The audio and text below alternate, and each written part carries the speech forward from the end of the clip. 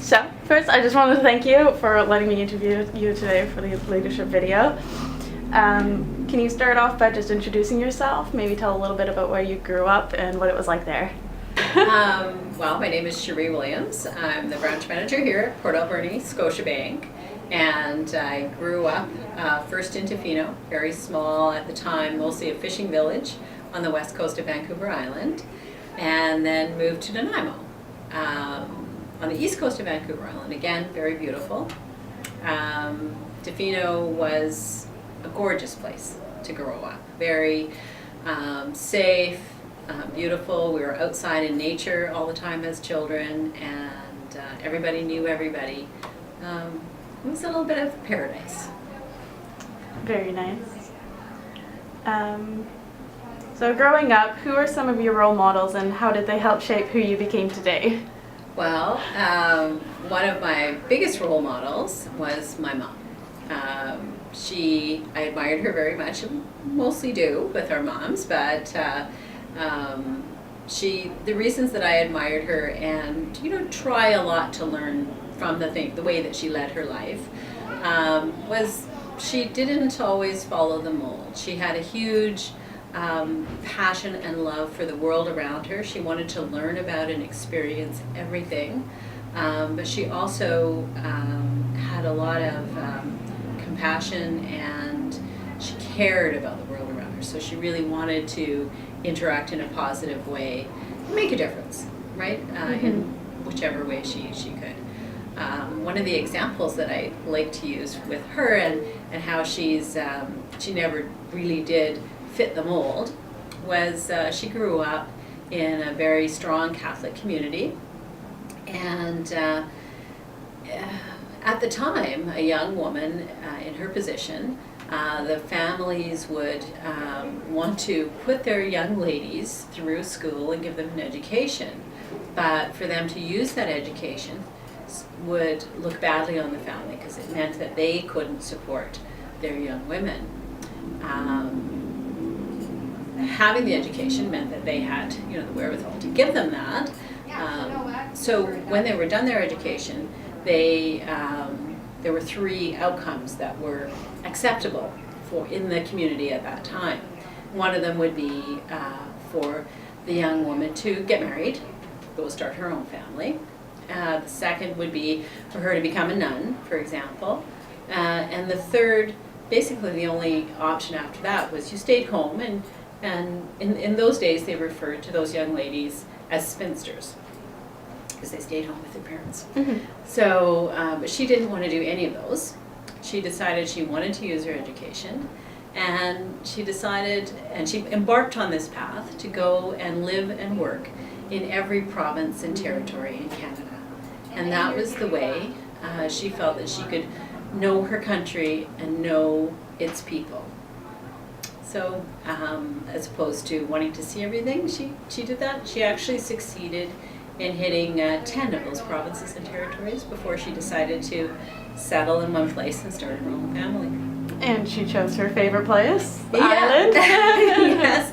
Yeah.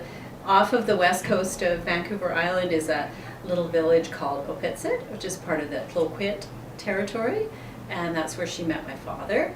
Okay. And that's how she was teaching there. So that's how she ended up in Tofino. Okay, that's awesome. Moving on, what kind of post-secondary education did you pursue? I went for a Bachelor of Commerce first, and then decided to pursue an international MBA. So what made you pursue a job in finance? Well, that was kind of a roundabout thing. I didn't initially choose finance. My initial idea was psychology.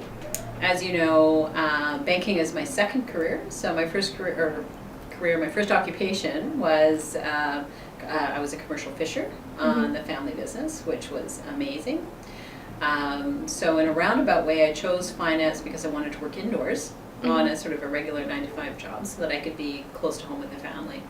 So, and then as I ended up pursuing my education and trying out different work, I found that I really enjoyed the managerial aspects, the behavioral organization, the people aspects, the relationship aspects of working in banks. So I have a lot of fun every day at work. So that's just kind of the roundabout way that happened. Okay. And so that's why you pursued a job as a branch manager. Yes. What barriers did you have to overcome in order to reach that position? I didn't have many barriers. Most of my challenges were around my home and family situation. Although my family were very supportive, it was challenging to pursue my education at the same time as raising a family. A lot of benefits to that, though. I found that a lot of the times I was at the kitchen table doing homework with my kids, right? So. Yeah, so there were challenges around time and getting things done, financial challenges, those kind of things. I found that my employer was very encouraging. At the time that I hired on with the bank, there was a mandate for everyone to pursue educations that where future jobs would be. So of course I was always the first one to put up my hand and say, yes, any education that you're willing to help me with, I'm willing to take. So it just kind of, everything came together, everything was very encouraging. I have to say probably the main part of that was just being willing to try new things and say, I may not know if I can do it, but I'm going to try. Yeah, I'm sure that's very good advice for everybody. Okay, so how do you motivate or empower those around you, so all of your employees here at the branch? Wow, that's a big question, right? Yep. So I can give you maybe some examples around that. Yeah, that'd be perfect. Yeah, we work in a very diverse team in a very diverse world.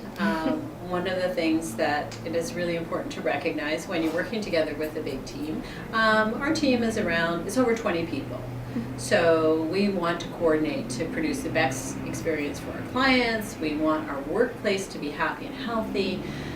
We want to achieve the goals that we have in order for the business to be successful. So we want to coordinate all that. And we want to use and recognize that everyone has abilities in different places and has different strengths. And then recognize where our own strengths are and where there are places that we either need to pull on something that we're not normally comfortable with and step up and do that, or when it's time to get the team together and ask each of us to use our own strengths.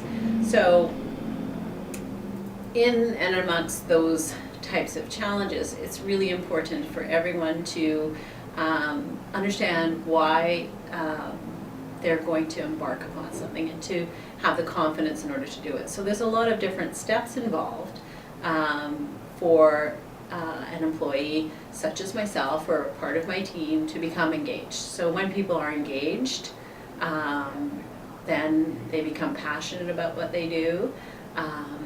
And if they have access to a proper process, then they have the ability. So they need not only the technical skills, but the behavioral skills to handle what their situations and challenges are. You have to throw in a lot of respect, fun, and then some of it is just plain management, not maybe as fun, right? So yeah. That's my roundabout way of saying it's a process that I think if you don't have engagement, if you don't understand why you're doing something, and find the ability to say, okay, I need to figure this out, or this is not for me, then you're going to have a little bit of an issue. Yeah. Okay. So apart from your job as branch manager here at Scotiabank, are you involved with the community in any sort of way? Yes. I really enjoy the liberty of being able to be out in the community often. So the branch itself, the employees here are often involved in fundraising and things like that for the community. I get involved in things like the local Chamber of Commerce. I'm a trustee on a settlement trust, the Mental Settlement Trust. I'm involved in a number of different things, Rotary Club and wherever, Junior Achievement. Junior Achievement is one of the things I'm very passionate about. So, yeah. Wow, so with your Lots. job here and your kids and everything that you're involved with in the community, you must be really busy. Well, my children are adults now, so Mhm. my youngest is 25, so Okay. that allows me to shift a bit from I can do a lot more with my free time in the Mhm. community than I could have when I was raising my young children. So, Okay, so this question might apply more to back when your kids were still pretty young, but how did you balance out work and personal life?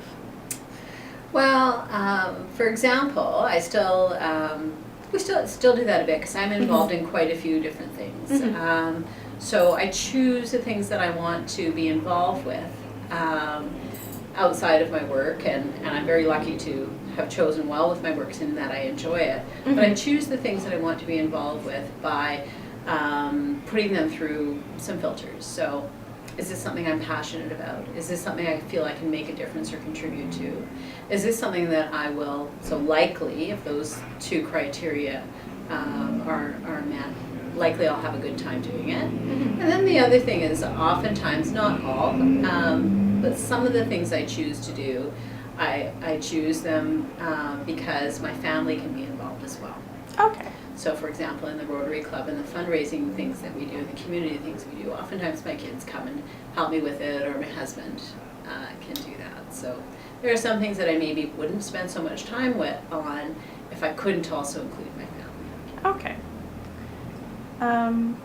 So how do you engage your cultural teachings with your modern lifestyle?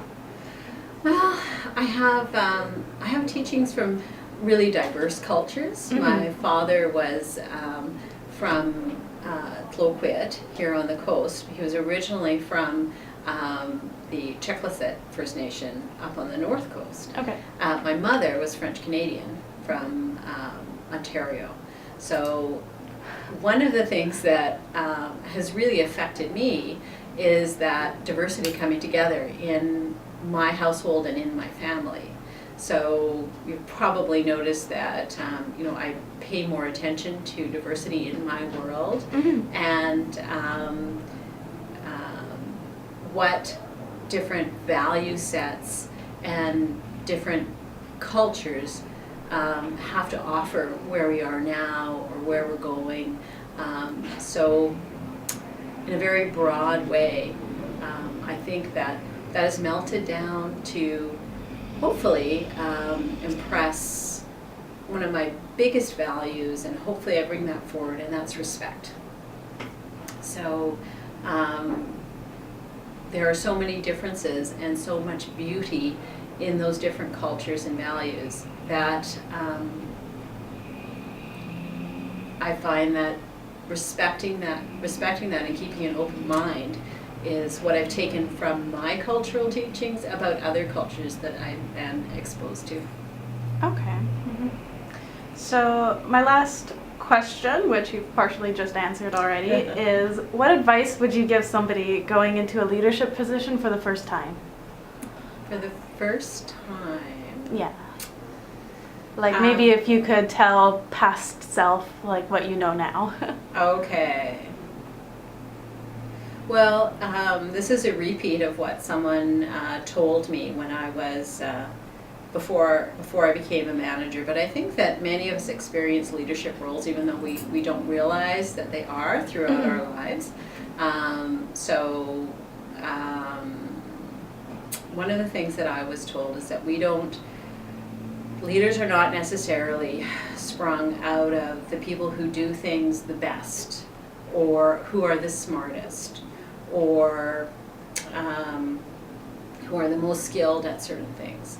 But a big part of stepping into a leadership or a management role, or even a challenging role, is willingness to overcome your fears and to give it your best shot.